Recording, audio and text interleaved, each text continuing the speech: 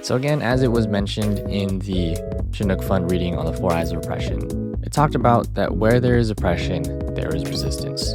This is suggesting that in order to resist, we must undo oppression, but also empower the community and its narrative. So if you recall from the reading itself, they say that one way to eliminate oppression is that each oppressed group has to undo internalized beliefs, attitudes, and behaviors that stem from oppression so that it can build unity among people in its group, support its leaders, feel proud of its history, contributions, and potential to develop strength to challenge patterns that hold the group back, and organize itself into an effective force for social change. So this is suggesting that in order to resist, we must undo oppression, but also empower the community and its narrative. We can do that through ideological resistance, institutional resistance, interpersonal resistance, and internalized resistance. Some ways you can resist an institution are changing an institution by fighting back. You can create a new institution that is built on equity and justice to resist interpersonal oppression. You can influence or empower others through your actions to rethink their actions. You can actively fight back through your human interactions in using words or actions. And for internalized oppression, find strength in yourself. Believe in yourself and your ability to fight back those things that are being said about you, or things that you're hearing about yourself, or things that you believe in yourself. So now we're just going to look at these examples side by side and see how either my family or myself, or what happened in the situations to resist these forms of oppression. So when we look at the martial law example, what my family ended up doing to resist the hardship of martial law was they started a new life and they worked really hard to make their way here to America, to find a better place for their family and to start their own.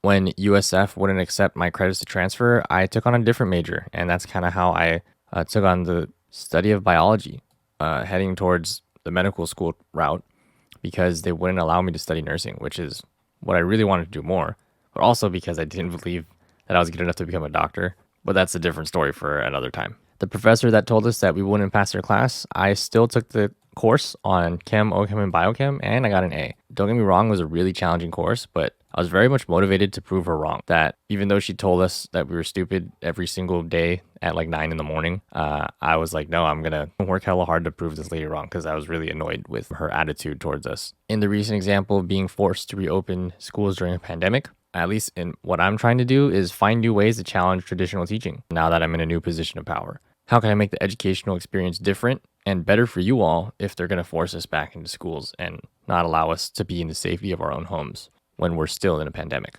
For interpersonal, when I changed majors from the biology program to the English and teaching program, I personally had to show my parents and my family that I was capable of succeeding, keeping my grades up and my internships, and using my internships to show that teaching is worth it. And I found one of my first internships, which I mentioned in my Talum Buhai, that was over the summer. It was my first paid job, and I basically wanted to show that what I was passionate about was going to work. In the example for my girlfriend and her old housemate, they ended up creating a system of expectations and discussed ways they could better handle the situation, even though that other housemate that was trying to manipulate them was throwing empty threats. Unfortunately, to the end of this story, it still didn't really work out, even though my girlfriend and her other housemates were kind of being supportive and trying to be better people for the space. Even though they were the ones that were being blamed for everything, the other person still wasn't willing to compromise, which is really unfortunate, but happens a lot. And the more recent example that I mentioned, in order to resist these folks that have some sort of grudge against me and using their seniority or entitlement over me, I'm using my ability as a school leader to enact change and not hold those grudges against them for holding a grudge against me.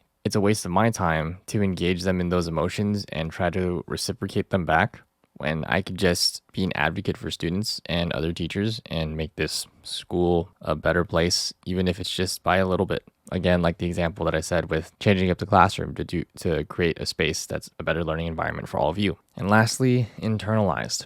So with some of these things, even though I still do believe that I'm bad at math, I know that I'm capable of solving an equation if I really need to. And this kind of ties to the next one. I've had to retake standardized exams. Like to become a substitute teacher, there's another test that's very similar to the SAT, and I still passed it over time. It's just I had to really put my mind to it. And though I've had to take standardized tests over and over because I would score really low, I proved these, testing companies wrong and other people that I can pass the exam with higher marks.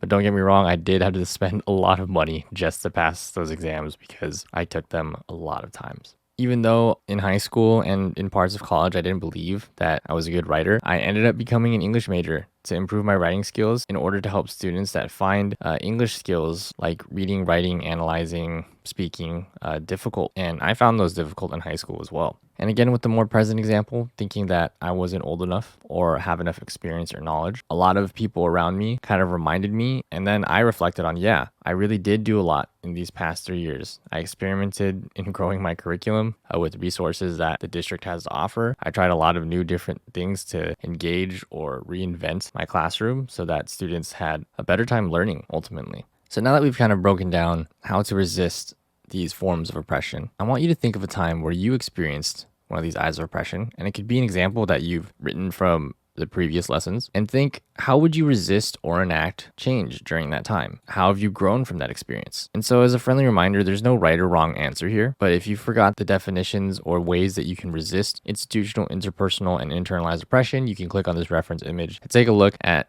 the general ways you can resist the eyes of oppression, or you can flip back to the other sides and look at the examples that I gave of the side-by-side, my experience, and then how I resisted it. I know that was a lot of information.